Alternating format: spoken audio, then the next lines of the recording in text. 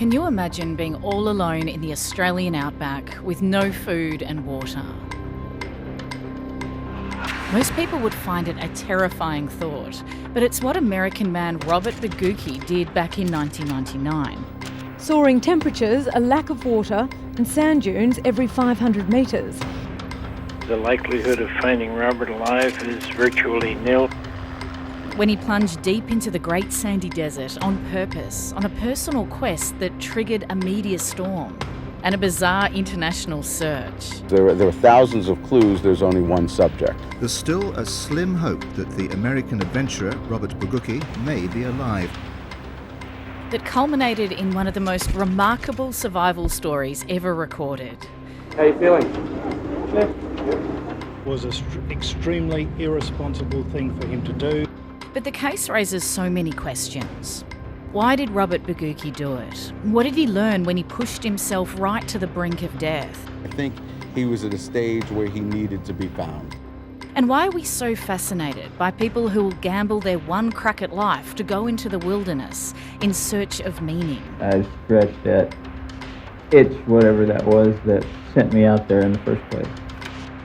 Most people have heard of Chrisopher McCandless, who starved to death in remote Alaska. But less known is this epic Australian survival story involving a man who's lived to tell the tale. My name's Erin Parke, and 3 years ago I became fascinated by this strange saga.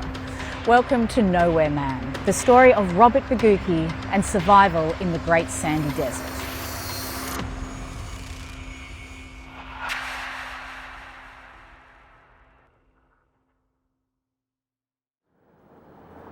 Our story starts in the tiny tropical town of Broome, where I've been a news reporter for almost 2 decades.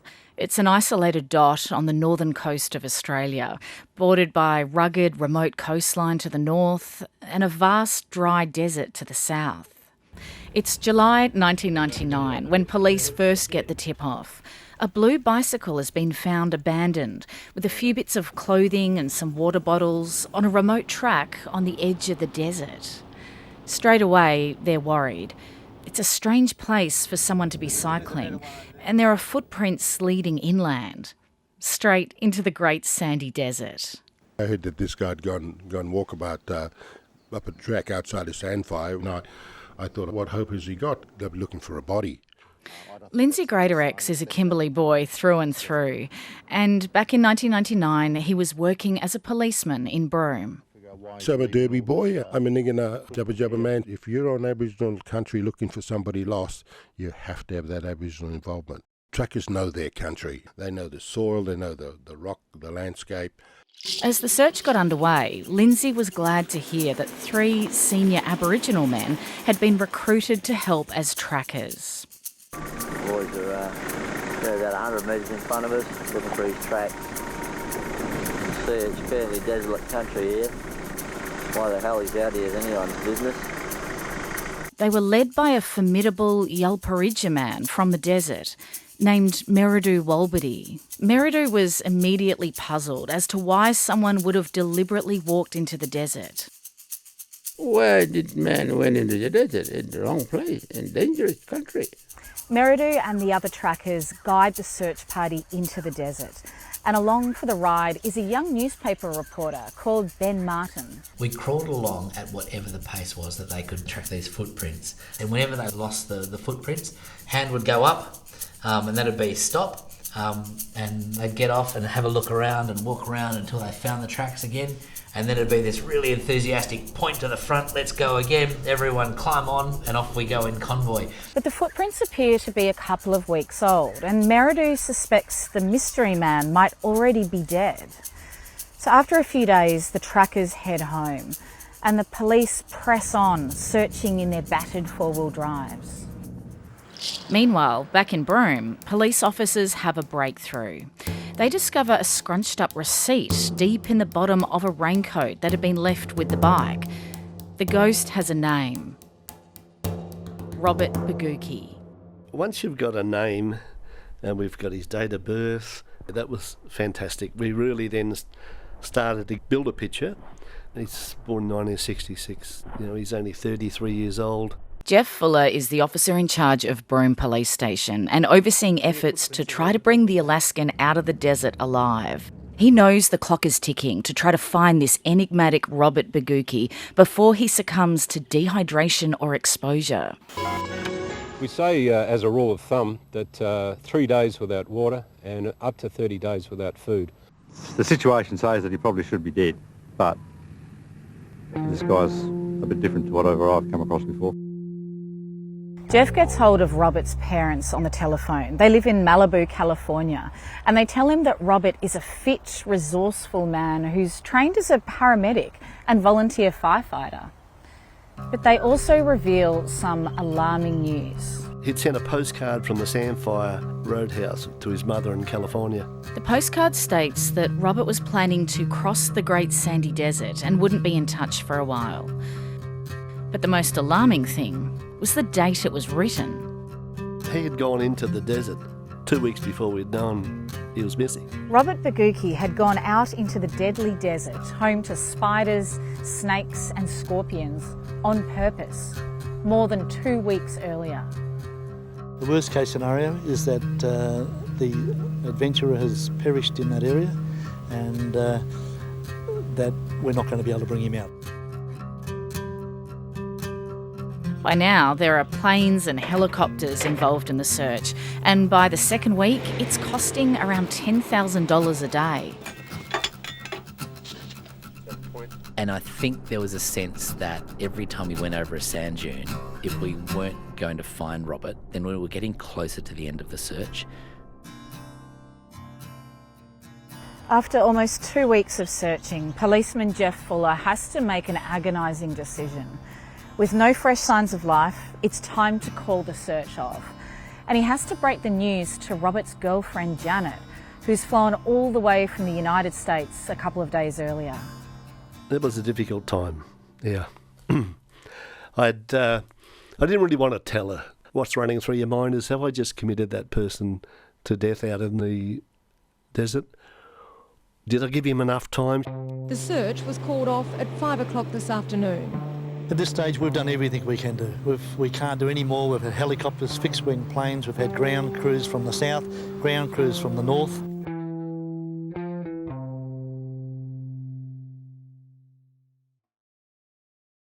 Robert Bogucki's grieving girlfriend Janet understands. But then comes a twist that no one sees coming. As reporter Ben Martin gives Janet a lift to the airport to fly home, she drops a cryptic clue. She leaned over and said to me, "The Green Berets are coming." I had no idea what she was talking about. And of course, that's when this story really took off and became a bit of an international spectacle. 8 members of the 1st Special Response Group and 3 tracker dogs arrived in Australia early this morning. Robert Bogucki's family has recruited an American search team to try to retrieve his body at a cost of $80,000. The latest exercise has left local police bemused. They fear the US squad may themselves become lost. So they brought dogs with them. They had the 2 dogs. One was definitely a bloodhound. Were they tough bush dogs? Oh, well, maybe American bush. They had little booties made for them. Had these little leather boots made.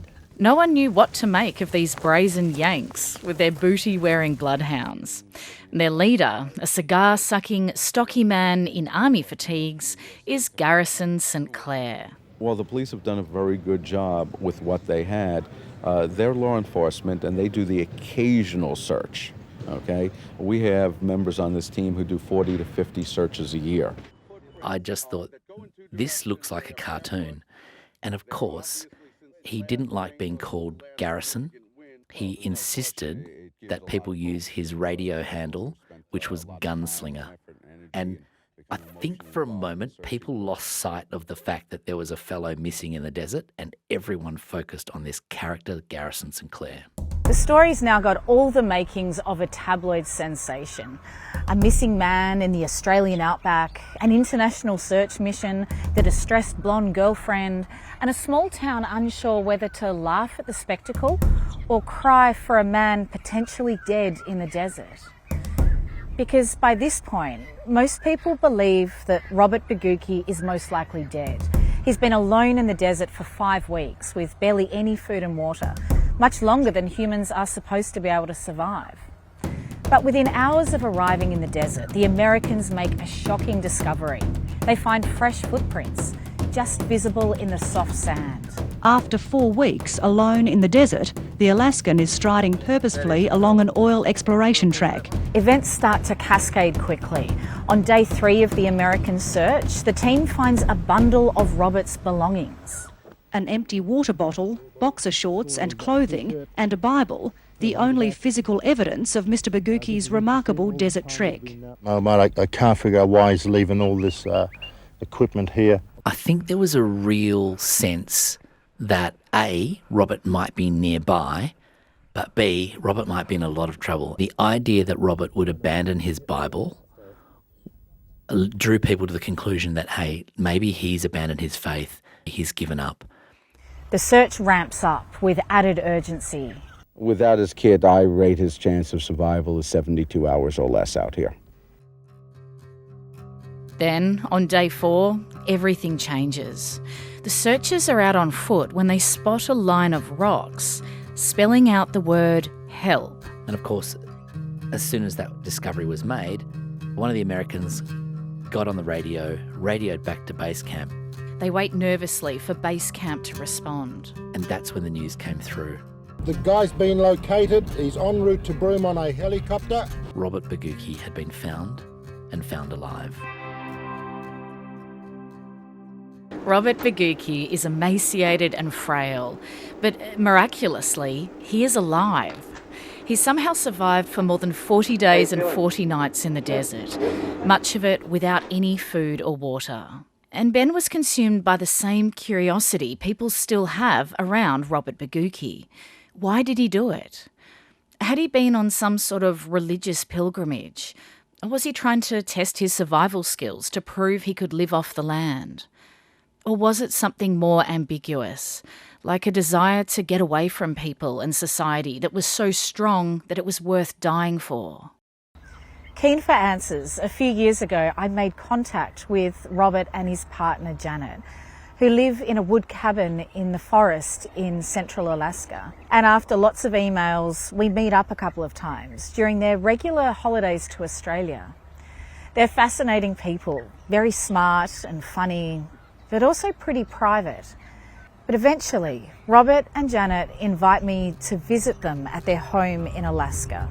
It's a long and expensive trip, and I'm not 100% sure Robert Bogucki will actually even give me an interview. But hey, who wants to die wondering? I'm only there for 5 days, and it isn't until the final day that Robert and Janet agree to sit down for recorded interviews. Do you remember, like, when you were a teenager, were you rebellious at all? In what way?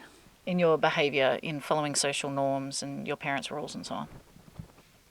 I question everything, if that's what you mean. As Robert grew up, he had a lot going for him.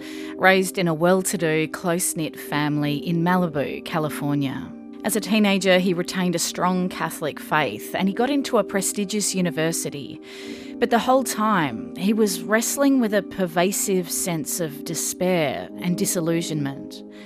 To him, society felt shallow and greedy and headed in a bad direction, and God seemed to be missing in action. There's a long history of humans fasting in a bid to achieve spiritual strength and to feel connected with God, and this is what Robert decides to do. The perfect time comes in 1999 when he and Janet are on a cycling trip around Australia. The initial intention was to just find a place in the middle of the desert just to sit for a week and fast at that point and contemplate the universe. Whether I lived or not, I will be, unsatisfied with this life if I don't do it. Robert doesn't want to die, but he's okay with the fact that he might. You say it's high stakes and like it's a big, gamble or something, but really it's just, became, I need to do this. After Janet flies back to the United States, Robert plunges alone into the desert. On the third day, he stops eating. I get the feeling Robert almost enjoyed the physical pain of fasting and pushing his body in this extreme environment. For him, it was evidence of progress, of growth. A lot of survival is dropping the mirror, dropping the microphone, dropping the camera, and not watching yourself, selfie stick. Here I am out here walking through the woods. That's all attached to the ego, and you got to drop all that and just be out there. The mental clutter falls away as he focuses on the next step and the next sand dune. I had feelings out there in the desert too that my spirit has wanted to do this thing for a long time, longer than a lifetime. These are age-old questions to answer. A good analogy would be stripping the bark off the tree, because you just want to strip off all of your parts and get down to the essence, and find out what that essence is. Find out your basic self. I feel like this is something a lot of people aspire to try to find clarity and a clearer sense of self and a feeling of well-being. You only have to look at Instagram to see how preoccupied we all are with it. But few of us would go to such extreme lengths as Robert Bogucki to find it. After a few weeks in the desert, Robert's body is feeling the strain of dehydration and malnutrition. At one point he comes to a natural kind of a sand bowl, and he decides to stay there for a week, not speaking, not eating, not drinking. And he experiences a kind of elation and a feeling of peace. Clarity of mind seems to be a pretty common thing that comes to you after you realize that you're not going to die from not eating. I think it's just the body preparing itself. I'm not part of this world anymore. You have to remember that your life is only a short blip on the millennial scale. He feels a sense of fulfillment. God has tested him with moments of despair and revealed himself in times of silence. And his faith is so strong that rather than turning back, Robert decides to keep walking, determined to complete his planned 500-kilometre trek across the Great Sandy Desert. But his physical state is deteriorating. He's now gaunt and exhausted, and at times he feels like death is close. I remember walking down the creek and just resting from rock to rock that I could lean on. Okay, you've had long enough here. Go to the next rock, On day 41 of his journey, Robert marks out that help sign with rocks. He has mixed feelings about whether he wants to be rescued. Part of him wants to press on, confident that he can make it. But he knows that that's all wrapped up with his ego, an ingrained reluctance to ask people for help. And that's a demon that Robert has long wanted to conquer. That would be like saying I've failed. And then I said, well, that's ridiculous. It's not failing. You're afraid to let people in. You need to do something about your fear. So Robert lays out the help sign, and within 48 hours comes a life-changing moment. A media helicopter chances upon Robert as he's picking his way through a rocky gully and sipping manky water he scooped from a puddle. The chopper shatters the silence as the news crew rushes over and starts filming him. I was at base camp and that's when I heard the shout, "He's been found, he's been found." Robert's whisked out of the desert by the news crew, who feed him a banana and then film him vomiting it up, and bypass the nearby search base to deliver their scoop straight to Broome. Robert had no idea that people had been searching for him, and he's got no idea how big a story it had become. He emerged from the bush into the arms of a media maelstrom. The backlash was pretty fierce. A carload of people went by and yelled out the window, "Who's going to pay Bogucki's holiday?" Reactions to the American's epic story have been mixed, a combination of hate mail, skepticism and reluctant admiration for his feat of survival. Starting out, I was walking probably 25 kilometers a day. Sit down during the heat and wait till the evening and try to walk some more. The water wasn't too hard to come by at first. I was coming across billabongs and digging for water. Was pretty easy to get up until getting to around the McClarty Hills, and then water kind of got scarce there. Food I had lasted for a few days. Basically after that I couldn't tell you what exactly I was eating, what plants, flower type things. They were just a few things here and there that were wet to keep my mouth moist, you know. We're happy campers, there's no question about it. Oh yeah, what a feel-good thing, huh? Oh, an American alive. While there's overwhelming joy and relief that Robert has been rescued in this so-called miracle in the desert, there is also a fierce backlash, with some politicians and media commentators slamming his behaviour as selfish and reckless. And it was an extremely irresponsible thing for him to do. I certainly wouldn't like to see someone profiting from that sort of experience without making sure the bills were paid here. I feel bad that a lot of people came looking for me, that there was so much spent. The thing is, Robert never intended to be searched for, and he was quite happy to be left to either live or die on his desert quest. But his very personal search for meaning was now very much public property. Robert's actions hit a nerve because he did something that most of us would never be willing to do.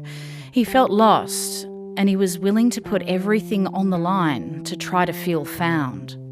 When I get back from Alaska, I spend some more time with Aboriginal elder Merridu Walbity, the Yalparidja man who helped search for Robert Bogucki back in 1999. And he takes me out into the desert, camping. It's taken me a long time to actually get out here into the desert, and I'm really glad I made the effort, because I feel like you can't really talk about what Robert Bogucki did without being here. So there's a biting cold wind blowing, and you can see for hundreds of kilometres. As we huddle by the campfire, Merridu keeps asking about the American man, sometimes chuckling about what Robert Bogucki did, but sometimes sounding angry. And during that trip, Merridu tells me something that changes everything. Merridu grew up on Madu country, deep in the Great Sandy Desert. In the 1960s, his extended family were among the last generation to be living a traditional lifestyle, untouched by white colonisation. And then, when Merridu was about 10 years old, something happened that would bring that life to an end. See, Merridu had one younger brother, a cheerful, energetic little boy. We were just growing up, 6, 7 years old. One day, the little boy drank from a small waterhole, and it happened suddenly, Merridu says. The little boy began to struggle to breathe. Merridu remembers his mother cradling the little boy on the ground. I don't know what he had, you know. I was like it. Stop breathing, and he ran out of wind. I don't know what sickness he had. He died from just natural sickness. A good spirit got him, you know. I'm so sorry that you lost your brother like that. And Dad and Mom would try everything, you know, sing him. Mom and Dad sing him, trying to get him back. No, too late. But he's gone, and he left us out in the desert. In case you didn't catch that, Merridu's saying his mum and dad sang to their youngest son, trying to harness the spirits to bring him back, but it was no good. Merridu says his grief-stricken mother wailed in the nighttime as the boy lay silent and still under a small tree. The parents knew they would have to leave him there. Most of the other families had already gone, moved into the white man world. And for Merridu's family, the loss of their son was the final straw. It was time for them to leave the desert for good. So we cried him, and that's it, let's go. The family began their long, slow walk across the Great Sandy Desert to a new world. So Meridu finds it strange that non-Indigenous people romanticise life in the desert. He's glad that Robert Bogucki came out alive. But for Meridu, Robert is also the embodiment of carelessness, of privileged people who don't appreciate how precious it is to be alive because they've never watched on as the desert left a loved one dead. The wider world's never cared about Meridu's survival story. He's only asked to help when a white man goes missing. It feels like there's unfinished business. And I start to discuss the idea with Robert and Janet. Maybe it's time for them to return to the Great Sandy Desert, to where this strange saga played out, to meet the Aboriginal trackers who helped search for them. And they agree. They want to say thank you to the Aboriginal trackers who helped out in 1999 and try to wrap things up on this long ago drama.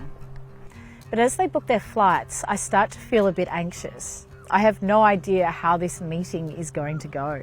A few months later, we're all in a car together. Robert, Janet, Meridu and me, rumbling down the highway towards the spot where Robert began his desert quest almost a quarter of a century ago.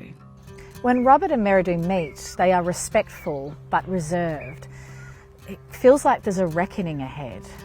At one point when we're pulled over, Meridu beckons me over and he tells me something in a low voice. We're going to stop soon, he tells me, for an important ceremony. The American needs to apologise, he says. He was wrong to come into this dangerous country alone, without asking the traditional owners and risking death. Finally, as the day's heating up and tummies are rumbling, we stop to have lunch. And then Meridu tells me it's time for the smoking ceremony to start. Meridu orders Robert to walk through the fragrant smoke. So breathe in a little bit of smoke. Yeah, breathe in there. Yeah, it's a smoking ceremony when you go past next time. Spirit will smell you. Oh, I know these people. I'll let them pass. It's an ancient ritual that Meridu says will keep us safe and let the spirits of the country know that we're here, something Robert didn't know to do back in 1999. And then, Meridu says, it's time for Robert to apologise. The wind suddenly picks up, whipping the hot coals of the campfire. And Robert looks anxious.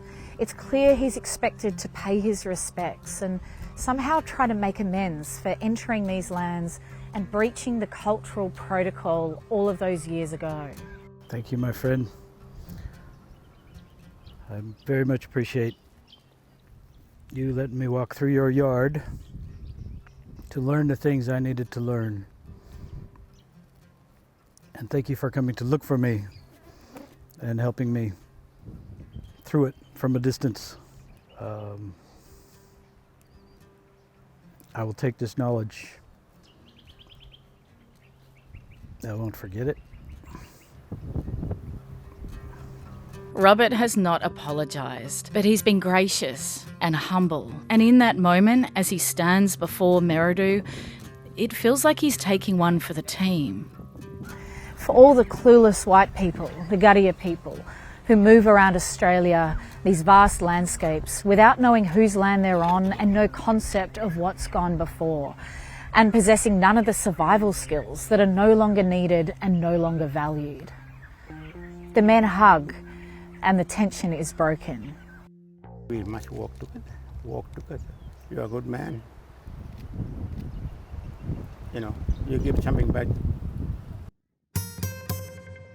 On the long drive home, I find myself thinking more about Robert's disappearance in the desert. Over the years, there's been a lot of speculation about how he managed to survive for such a long period of time without food and water. Most people I've interviewed put it down to Robert's physical fitness and steely determination. But Robert reckons it's to do with his faith in God, based on a love of life rather than a fear of death. And most people I've interviewed reckon Robert would not have survived much longer if that helicopter hadn't found him when it did. But Robert reckons he would have made it out alive. But he says it's not something he's lost sleep over, believing it was all ultimately in God's hands anyway. How did you survive? The simple answer is by focusing on the good and not the bad. Focusing on the life aspect as opposed to the things that it sucked energy from me. The saga of Robert Bogucki turned into a television spectacular and polarised opinion the world over about whether it's selfish or inspired to risk your life for enlightenment. But looking back now, the whole thing seems to reveal a massive blind spot. How we all cared so much about a survival story lasting 43 days, while overlooking tens of thousands of years of human survival in the very same landscape. Stories like Meridu's, only told around campfires, among the handful of old people who remember what it's like to live in another world.